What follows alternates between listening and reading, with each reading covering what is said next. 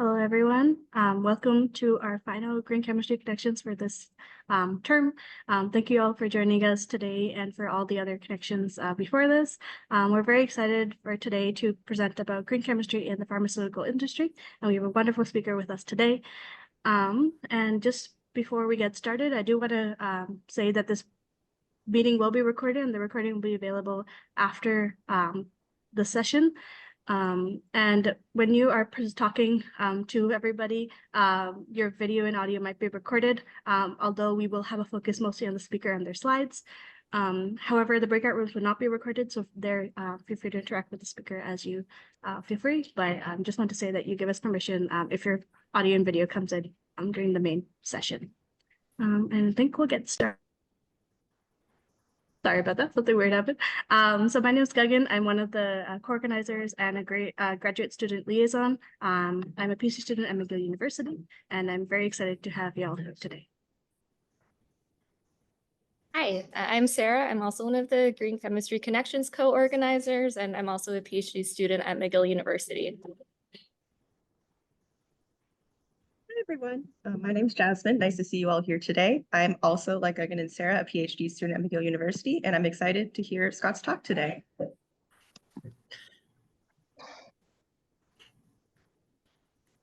Hi, everybody. I'm Cynthia Milagre. I'm Associate Professor at UNESCO in Brazil, and I'm really happy to be with you here today. Hello, everyone. I am Oyeshola Akinshekpo from Nigeria. I am also one of the co-organizers of the event, and I'm so happy to be here. Thank you. So before we get started, we just want to acknowledge our sponsors who have been supporting this event. So thank you, Millipore Sigma and ICL.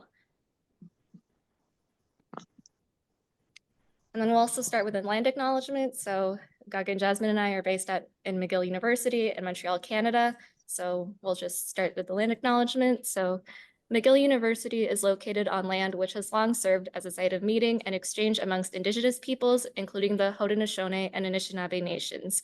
McGill honors, recognizes, and respects these nations as the traditional stewards of the lands and waters on which we meet today. And as McGill is in Canada, and specifically Quebec, which is a French-speaking province, I'm now going to repeat that acknowledgement in French. Alors, l'Université McGill est sur un emplacement qui a longtemps servi de lieu de rencontre et d'échange entre les peuples autochtones, y compris les nations Haudenosaunee et Anishinaabe.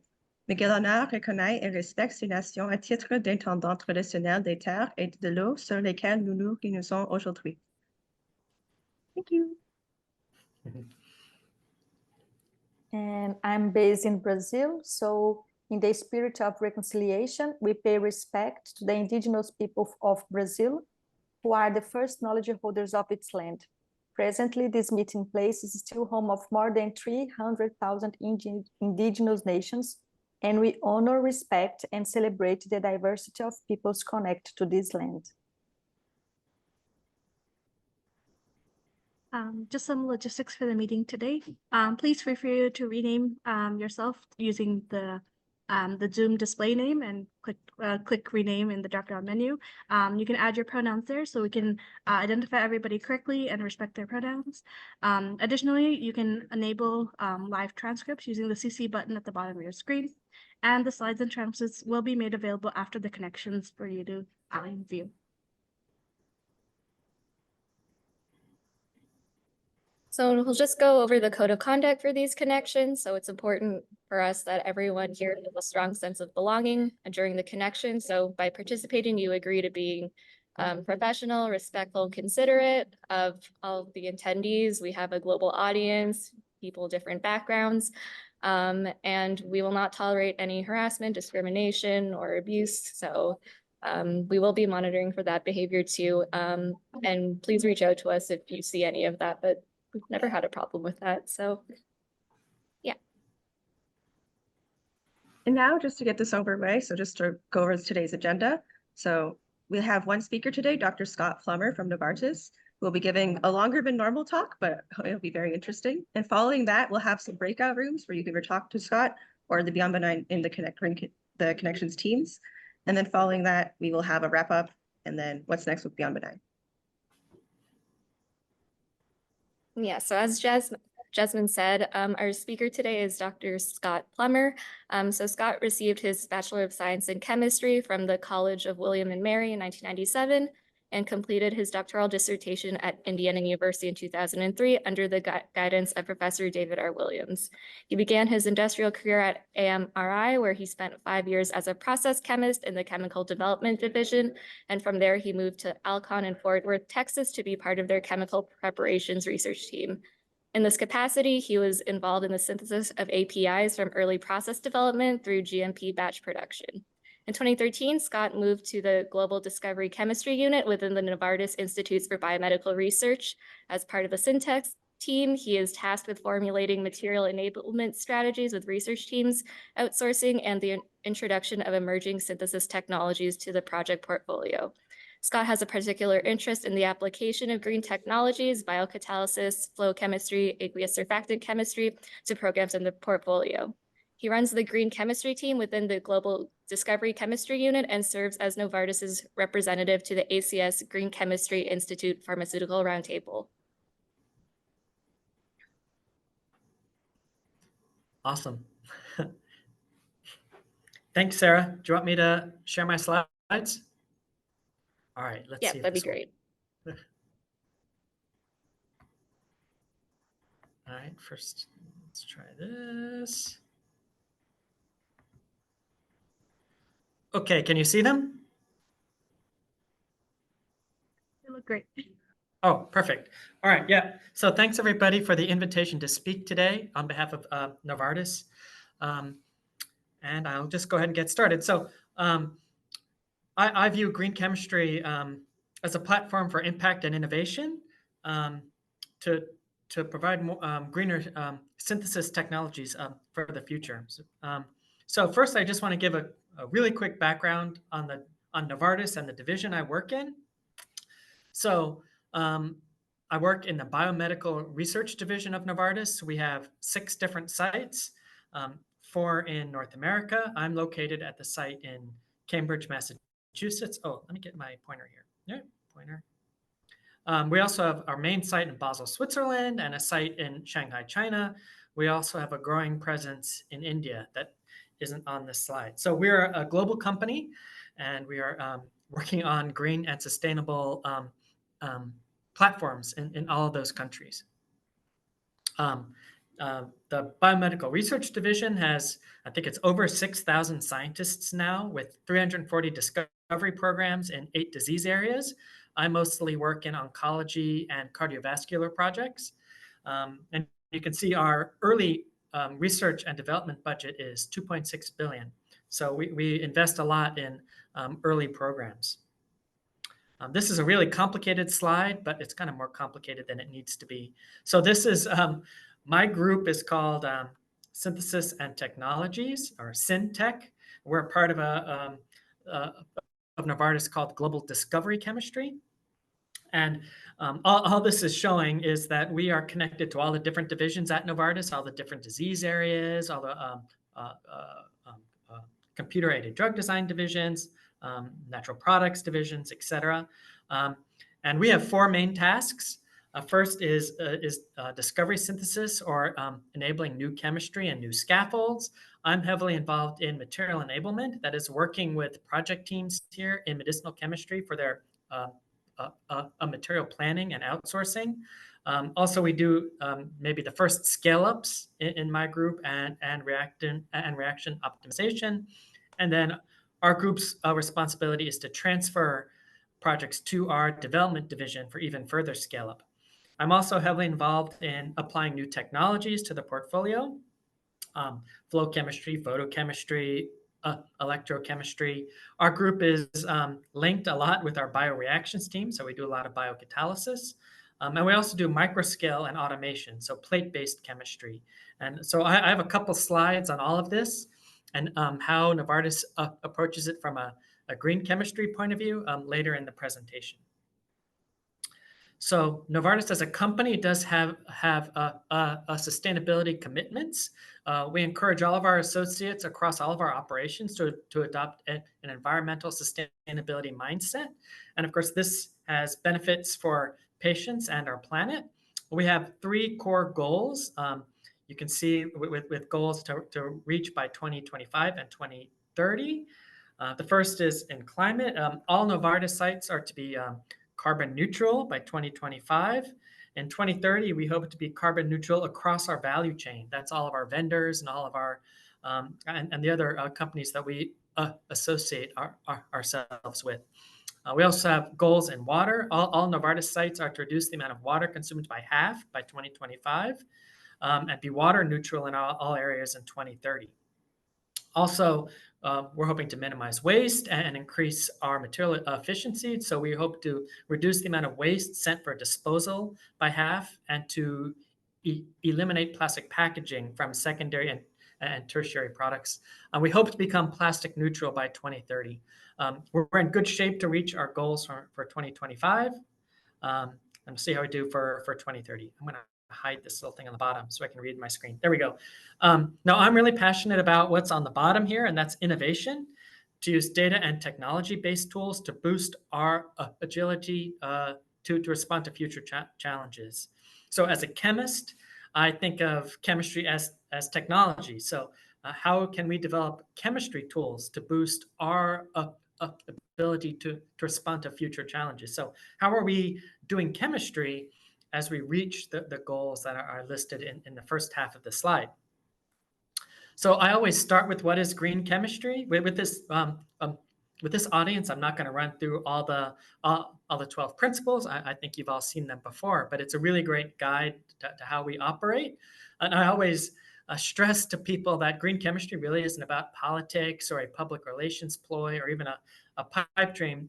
I view it as just doing good chemistry, and it's a set of principles that we live by in our chemistry department. And we have goals in all of these areas. So in 2019, we formed a new global green chemistry team within Novartis. And this had members from our sites in Basel and Cambridge and Emeryville. So we have sort of both Europe and the US covered here. We also have members from divisions other than my chemistry division. But as you might imagine, sort of the world ended like November 2019, like right after that COVID hit. So we had a bit of a pause, and but we got back started up when we all came back into the office after COVID. So one of the first things our chemistry team did was to sort of see what sort of pre-competitive organizations were out there in the chemistry industry to help guide us in what we should be doing. And I have a couple of slides here, actually quite a few from the ACS Green Chemistry Institute. So the first thing we did was joined this organization. So the ACS Green Chemistry Institute Pharmaceutical Roundtable has a mission to catalyze the integration of green chemistry and engineering in the industry. And it was started by the ACS and these 3 pharmaceutical companies. What's great about it is pharmaceutical companies really think of their intellectual property as their drug substances. But the manner in which they prepare those compounds can often be shared with each other, and also how we deal with waste and energy and water. So this is really a pre-competitive collaboration with the nonprofit organization ACS, where innovations can be driven and all companies can benefit. So we really work together on brainstorming new ideas, creating tools, and sharing best practices. So I actually became Novartis's representative to this organization. And if this organization now has, I think we're up to 46 members. This is like a who's who of the pharmaceutical industry. So you can see that the industry as a whole is taking this really seriously and working together to solve our sustainability challenges as we're moving forward. So I think it's also important to note we don't just have pharmaceutical companies, but on the bottom 3 lines, we have organizations, particularly, let's say, contract research organizations in Asia, like Pharmaron, Pharmablock in China, Sai in India. And we have some other sort of companies with other specialty areas, like Corteva, which is in the agroscience space, Codexis, which is a biocatalysis company, and others. We have peptide companies, siRNA companies. So It's a really diverse group, and we learn a lot from each other. So that organization has 4 strategic pillars to catalyze the implementation of green chemistry and engineering in the pharma industry in particular. Today, I'll show you a little bit on tools and metrics for innovation. So the first thing we did, of course, as a team in Novartis is we wanted to make sure all these tools that are already out there to use are sort of incorporated into our daily lives. But the Green Chemistry Roundtable is set up in a way where they have a lot of different sub-teams. So we have a member from Novartis on each of these sub-teams where we're working on sort of green technologies, tools and metrics, research and education, various specialty areas like analytical chemistry or medicinal chemistry and other therapeutic types. I work on the grant strategy team, which I have a slide on later, and the awards team, and I work closely with the MedChem team as well. So as I said, I'm the co-chair of the grants team at the ACS Green Chemistry Institute. We have, I guess last year, almost $500,000 in grants that we funded. You can actually go to this ACS Green Chemistry portal. I have the link to that later to see sort of the grant topics every year. We have half of them are specific topics that we're looking to address, and half are really generic grants where we call them, what do we call them? I guess impact grants, so that we can just any idea a professor has that might be in the green and sustainability area, we can be awarded. So I think this is a great way. So this money comes from the pharmaceutical industry, from those companies I showed on the previous slide, and sort of they're funding particular areas that they're really interested in addressing. So I just wanted to show everyone just a couple of tools that are free and available from this roundtable that we use at Novartis every day.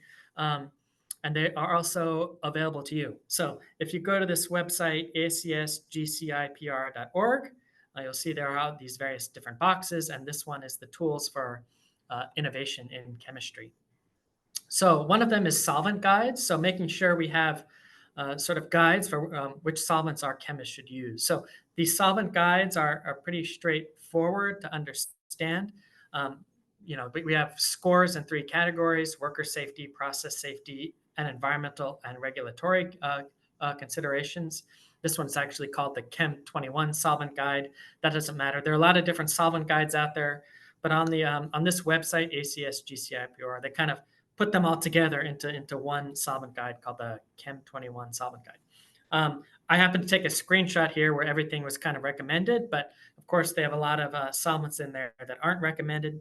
So at least at Novartis, we really encourage people to use the recommended solvents. In fact, we're hoping in the near future that in our ELNs, in our electronic notebooks, if someone tries to use one of the undesirable solvents, that they're colored red, so people know they should move away from that. This is a publication that I'm really proud of and is coming out really soon. That's with the sort of MedChem sub-team of the Green Chemistry Roundtable that's really analyzing the solvents that people are using, particularly in a MedChem a division like mine. So this is sort of a data science project where they tabulated all the different reactions that were published in JMedChem from 2000 to 2020, and saw that the most common ones were amide couplings, reductive aminations, et cetera. And then they really took a deep dive in terms of what solvents were used for those transformations. So for instance, if we look at amide coupling reactions, the most commonly used solvents were DCM and DMF. So this is a great opportunity for us as a green chemistry team at Novartis to sort of share with our colleagues alternative solvents that they can use instead. For instance, amide coupling reactions often work in ethyl acetate just as well. And there are publications out there in industry that sort of show those transformations. So getting those tools and those guides into the hands of our chemists to show them there are alternatives to these undesirable solvents. The second tool I want to show you is the reagent guides tool. This is in the same place, and I really like this one, particularly for students and people who are sort of new to the industry. So you go into the reagents guide tool on the website, and they have all these reaction types. I picked to show the oxidation of alcohols to aldehydes and ketones. So you just click on whichever reaction you're interested in. And these are all live now. So there's 26 of these guides. And you go in there, and first it gives you kind of an overview of the reaction from a green chemistry point of view, and sort of general reviews and things. What I really like is they have these Venn diagrams, which have wide utility, scalability, and greenness for all the different reactions. So in this case, it's oxidation. So for instance, Des-Martin pyridinane is commonly used in academia, also in my division in MedChem, but it's not scalable and it's not green. And we can think of the reasons that it isn't. It's a stoichiometric oxidant as opposed to a catalytic oxidant. The reactions are often run in dichloromethane. You often have to run chromatography to purify your product, to separate it from the byproducts. Even the preparation of the Des-Martin pyridinane has some green and safety challenges. So of course, with the Venn diagram, you're aiming to do an oxidation that's closer to the middle, maybe, and in this case, maybe a tempo oxidation. And you can click on whichever one of these reactions you want, either on the Venn diagram or on the side, and it takes you to another part where you can learn all about that reaction. The mechanism, comments, and key references, and there's sections on sort of the greenness of it. I don't think I have the screenshot here, but then it also has examples with links to the experimental procedures. And I think it's worth pointing out this entire reagent guide is written by chemists in industry. So these are individuals running these reactions in industry on large scale, and sort of their perspective on them. So for instance, tempo as opposed to a Des-Martin pyridinane is one we do quite a bit. Okay, so I want to change gears. I really advertise those tools within our department to make sure people use them. But I also want to describe to you how Novartis approaches green chemistry in my division. So in my division, we're often preparing new chemical matter. So we really look for novel technologies, novel reactions to help us gain access to new building blocks, new drug substances in sort of a green and sustainable manner. So I often start this discussion with this picture. We have what we call the Technology Platform Initiative. And that is in 2016, we formed this group. And each of these classes of reactions, we put together a team of individuals from our research division, from our development division, and our manufacturing division. So, and those teams were tasked with applying these green reaction types across our entire portfolio through all of the aspects of our program.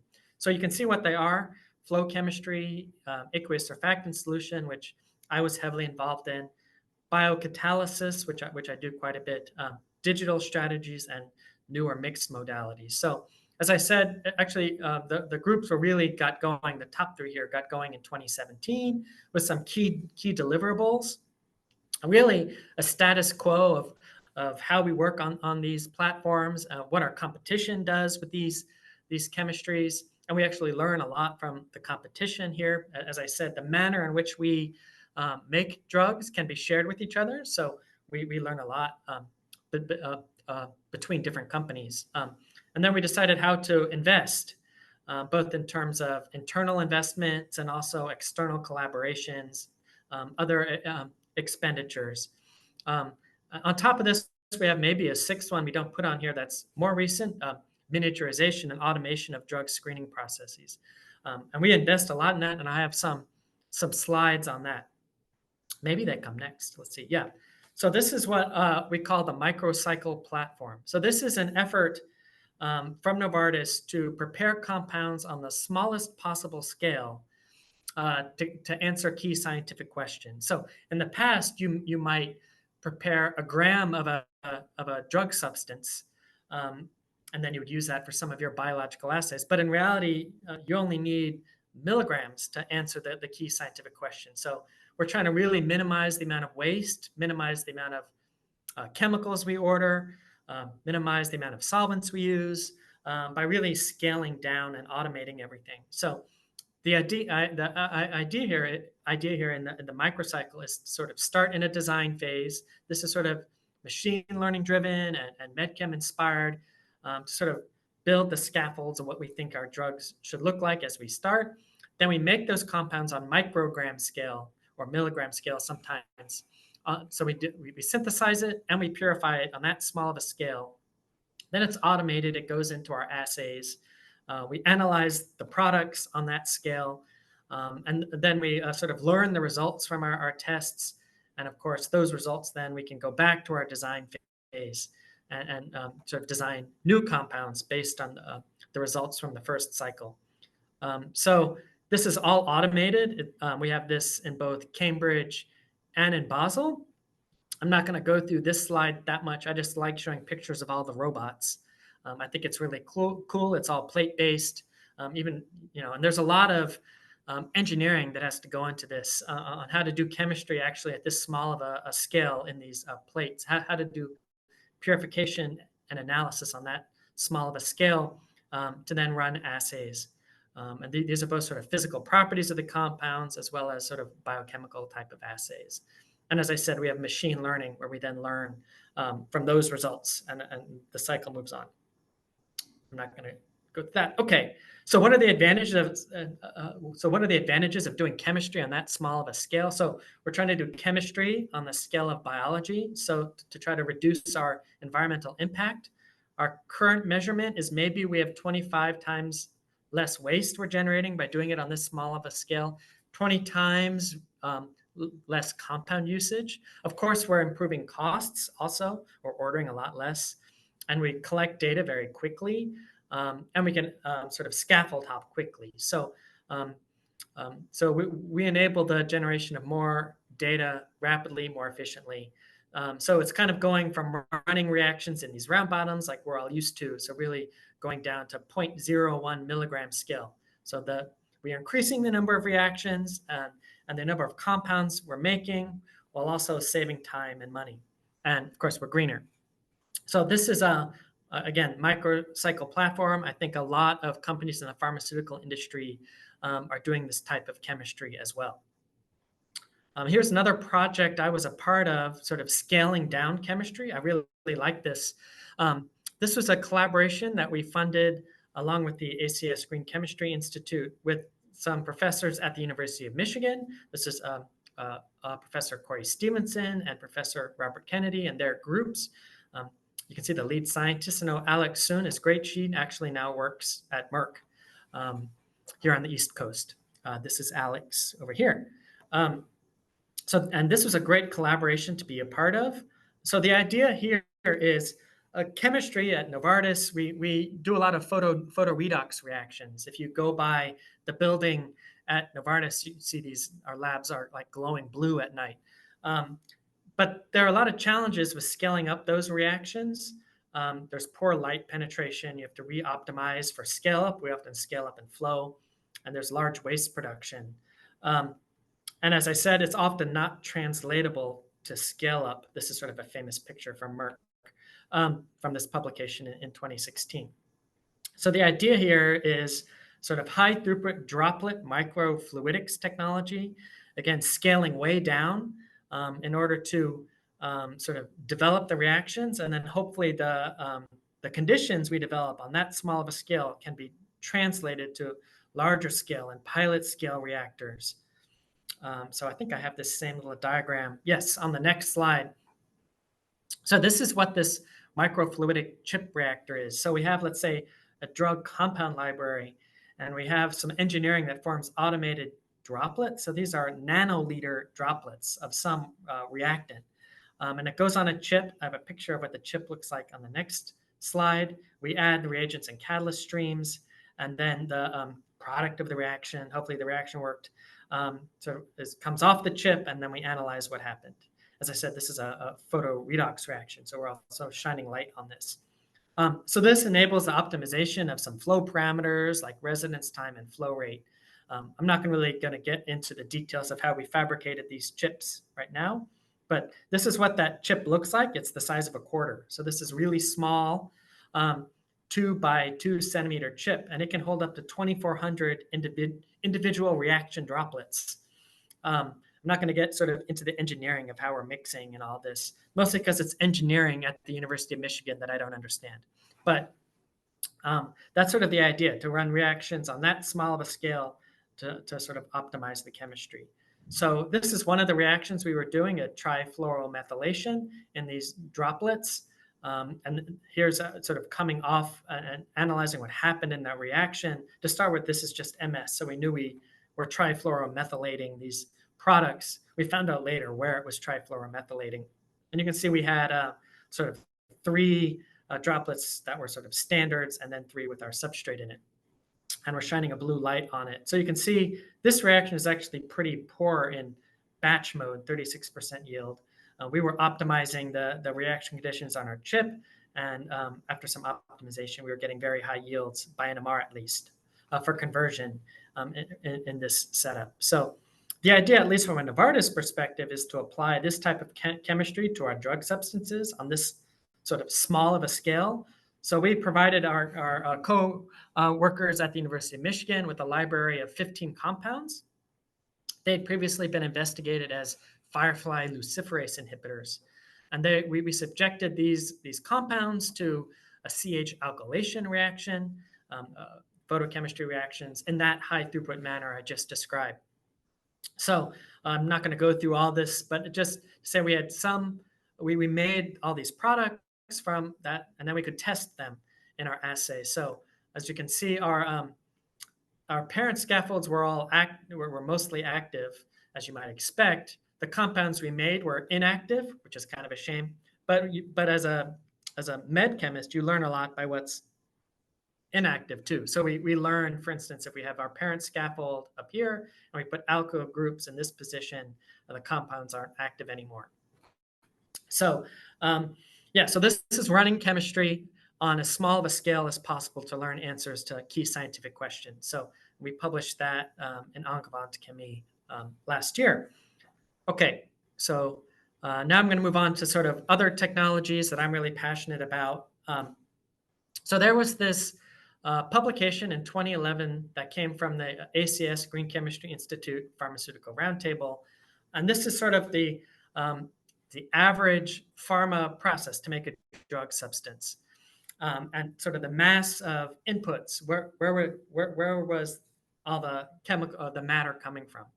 And what we learned in that survey was that 56% of the input by mass is solvents and 32% is water. So, and this is kind of common sense to those of us running reactions. Most of what we have in a flask isn't the reactants or catalysts or others. It's all solvent and water. And we can think of it as solvents to facilitate chemical transformations, but all the solvent we use as an industry to purify intermediates. And on large scale, they think a lot about the solvent used to clean, which is quite significant. So as an industry, we've really been working on reducing the amount of solvent that we're using for chemical transformations.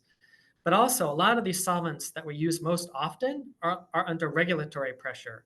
In particular, polar aprotic solvents like DMF, DMAC, NMP, and halogenated solvents as well.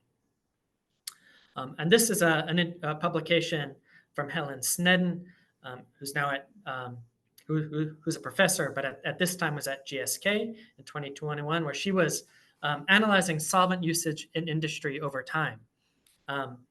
And so, for instance, here are the top 25 organic solvents used in JMedChem, so in 2019. So analyzing that, the most often used solvents in a research division like mine are these undesirable ones like DCM and DMF. While on large scale, OPR&Ds, where process chemists publish usually, sort of DMF and DCM drop. They're not like the 2 most commonly used ones anymore. They try to use toluene, methanol, et cetera. What was also learned is there's been little change, particularly in medchem divisions from 2009 to 2019. So for instance, we have a lot of different organizations telling us we should use less DCM. But over that decade, at least in JMedChem, there's only an 18 to 16.6% reduction in terms of reactions run in dichloromethane. But the overall usage of chlorinated solvents in OPR&D is half that in JMedChem. So large-scale chemists have been getting away from dichloromethane, but those of us on smaller scale haven't been. So what do I do in this space? So I've been really interested in getting away from polar aprotic solvents like DMF and DMAC. And our strategy has been aqueous surfactant solution. So I have an introductory slide here on what that is. There's this molecule called TPGS 750-M. You don't need to worry where that name comes from, but the core of it is vitamin E, or tocopherol, and it has sort of a linker and then a hydrophilic peg chain on the end. And the idea here is when you make aqueous solutions of these molecules, they sort of self-assemble into what we call micelles, or I think of them as nanoreactors. So most of our reactants in our chemical transformations, a catalyst, et cetera, are more on the nonpolar side or lipophilic. So they tend to assemble in the interior of these micelles. So these are pockets sort of high concentration where these reactants meet each other. So this reagent, this TPGS 750-M, is non-toxic. It's green by design because it's vitamin E. And there are a lot of chemical transformations that we can do with it. This molecule was sort of came back into vogue with the work of Bruce Lipschitz at UC Santa Barbara. And so we set up a collaboration with him. This is over 10 years ago to apply this technology to our portfolio. It's worth mentioning that reactions in water, which is basically what this is, are economically attractive also compared to organic solvents. That helps with leadership buy-in. So what reactions can we do in this aqueous surfactant solution? So most of the reactions that I do are palladium couplings. So Suzuki couplings and Sonegashira couplings work great. Borylation and Buchwald-Hartwig do as well. We tend not to run those reactions as much. I run a lot of these reactions with SNARs. Those reactions are often run, let's say, in DMF or DMAC. But when you run them in aqueous surfactant solution, you can often lower the temperature. And so you get improved impurity profiles, et cetera. Amide bond formations you can run in these solvents. Oops, I hope you didn't see that. And so can biocatalytic transformations. So it's suitable for most of the important transformations in our portfolio. And I just have a couple of, I don't know if you guys can see my Teams notifications. But anyway, so the chemistry is heavily used for Suzuki couplings. They're wishing me luck on my presentation. Okay, we've applied this Suzuki coupling on kilogram scale. You can see here's an example over on the right. It's robust and efficient and in mild reaction conditions and improved stoichiometry. By that, I mean we can get very close to one-to-one stoichiometry of the starting material and product. And these are pretty standard surfactant conditions, this OPR&D from 2020. We actually use this catalyst with the ligand DT-BPF, ditert-butyl. Those have like lipophilic terpyl groups on it. So it helps it get into the interior of the micelle. We do amidations on scale that can be challenging at times. I've done nitro reductions. So in a research setting, we don't have, let's say, high pressure hydrogen equipment like they might on a larger scale setting. So we've developed these nitro or nitroarine reductions using surfactant solutions and nanoparticles in these aqueous solutions, and they work very well. Okay, so one of the messages I'm trying to give about this is that we started this as a platform for environmental innovation, but it's sort of become a disruptive technology for us. So it's not just that it's green, the chemistry often actually works better. So we really apply it to a lot. So a collective effort across our divisions has been a key to success. There's a wide scope with over 60% of our portfolio of chemistry can be run in surfactant solution. So there are a lot of environmental advantages in terms of increased selectivity due to mild conditions, streamlined operations if you're running all these reactions in one solvent type, improved economics. Also, of course, we're reducing the amount of organic solvent. At the time, this is more than 10 years ago, we had a competitive advantage. We were the first in the pharmaceutical industry to work on these surfactants. Now, much of the pharmaceutical industry is working on this. In fact, there's a sub-team of the Green Chemistry Roundtable I described earlier that's doing chemistry and water, where they're all sharing their learnings about this. So some of the challenges are often there are physical properties of our reactants or products that might not really work in water. If the compound is really insoluble in water, then the chemistry isn't going to work. This is pretty new chemistry. There's still a limited understanding of the mechanism of what's actually happening in these micelles. And as a novel technology for the pharma industry, there's sort of a cultural effort and change of mindset that's required. I wanted to show you a little more about sort of how we're running the reaction and sort of what the benefits are. So this is a Suzuki coupling we were doing to prepare this compound LSZ-102. This was a compound that had been in clinical trials for breast cancer. So here is the original Suzuki coupling, pretty standard conditions with tetrakis and potassium carbonate as base. In this case, dioxane as water as the solvent. So in this reaction, we had an impurity form, which was the des-bromo compound, so proto-debromination. And that was very difficult to remove from the desired product. So we had to do chromatography and then consecutive crystallizations to clean up this product. So this was a really problematic side reaction that we had. So the question was, could we increase the selectivity and isolate the API better using aqueous surfactant chemistry? And I wouldn't be showing it to you if we didn't. So here is sort of the co-solvent and temperature effects. So you can see we changed from the dioxane water series to surfactant. Some of these surfactants, we have a couple volumes of a co-solvent that's often not for solubility. That sort of changes the nature of the micelle. I won't go into all that detail now. You can see that in some of our publications. But you can see with surfactant solution, our favorite palladium catalyst, let's say 2 volumes of acetone, the reaction is at 40 degrees as opposed to 70, and it's still overnight, but we get a 97% yield and only 1% of this, well, it's not on this slide here, but the des-bromo impurity.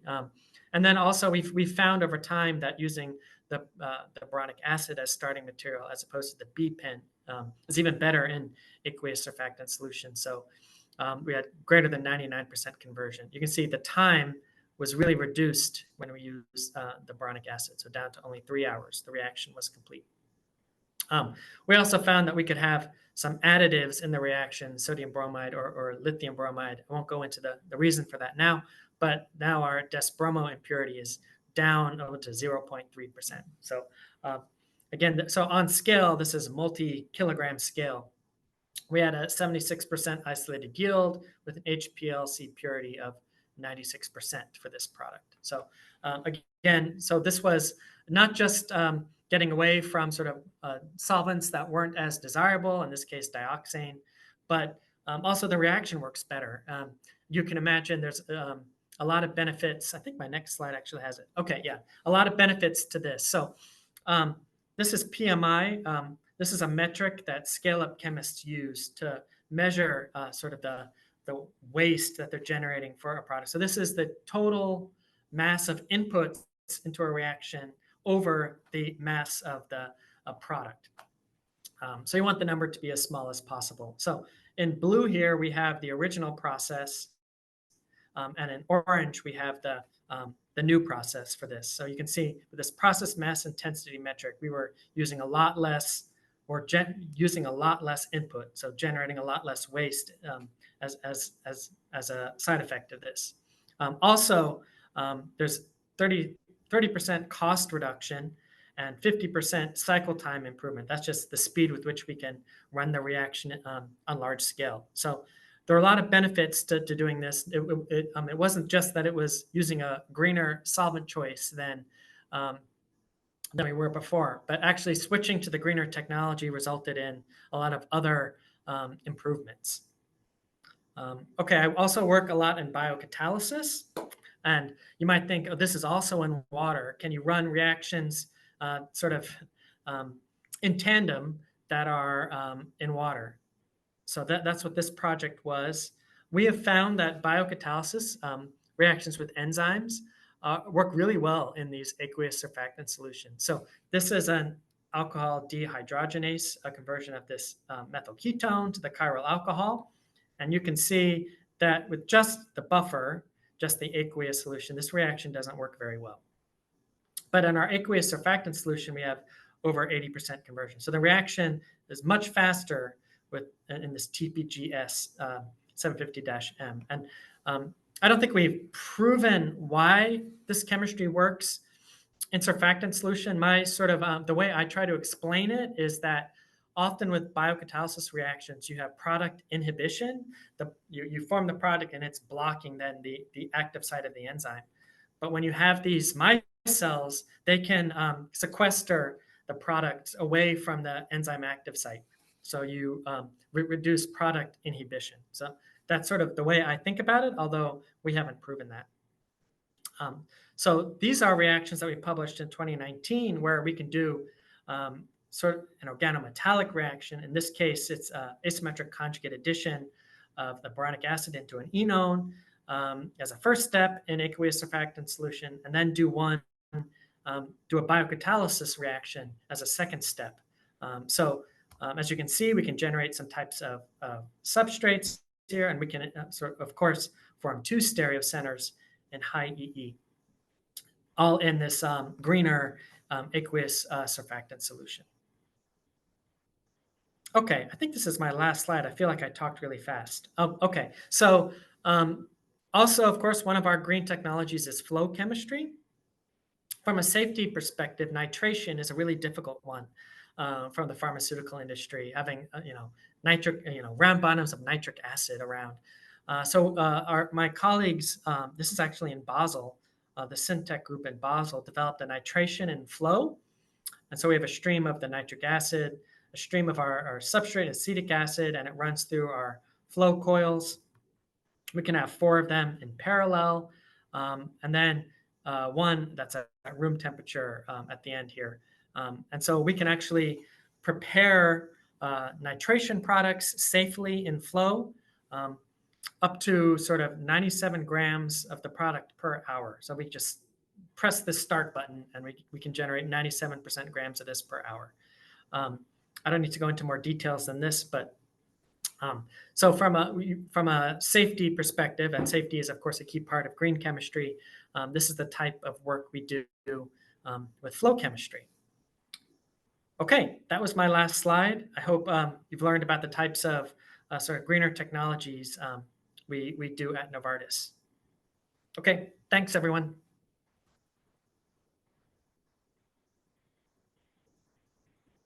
Amazing, thank you. That was a wonderful talk. It's so cool to see what the industry is also doing with green chemistry. As I think a lot of us see a lot of that's being done in research institutions, but to see how the collaborations are happening between industry and academia is very cool. I think now we're going to open up the breakout rooms. I will start sharing my screen. Oh, okay. Okay.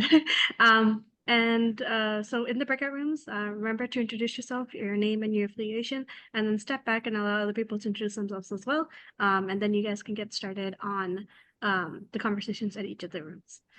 So there'll be 2 rooms today. Let me just open them. One with Dr. Scott Plummer and one for the Beyond Benign team. So please just join the rooms that you would like to go and have a conversation with. And if you need any help, I will stay in the main room. I can help move you around in the breakout rooms as well.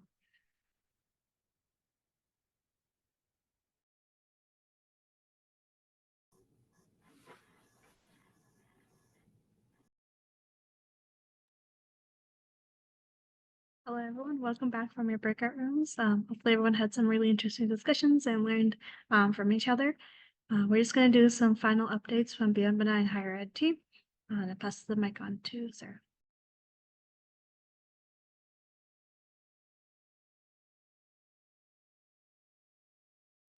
Is coming I up can take this one. that members of Oh no, Sarah, go ahead. there are conferences where different members of the Beyond Benign team will be at. So, for example, there's CSC, the Canadian Chemistry Conference and Exhibition in Winnipeg, which is in June. At the same week, there's also the 28th GCNE, the Green Chemistry and Engineering Conference in Atlanta. I will personally be there, so I hope to see some of you there. Then there's also the Biennial Conference on Chemical Education, which is in Lexington, Kentucky at the end of July. So go to the next slide. There's also a survey out right now, a green chemistry training needs surveys for higher ed educators. It should take around 15 minutes to complete.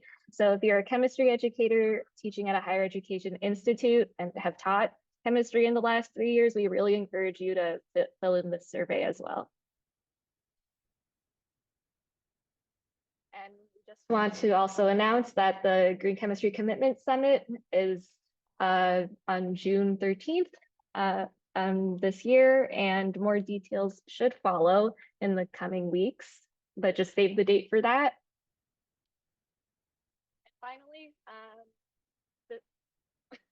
Finally, this is our last connections for the 2023-2024 year. Thank you everyone for joining us throughout this series from October to now. We will resume the Green Chemistry Connections in the fall 2024.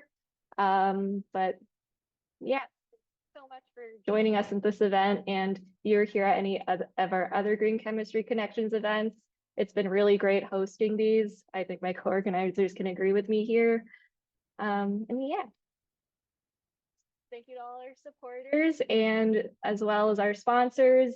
And we hope to see you guys at a conference or at least in the fall when we return. So thank you so much.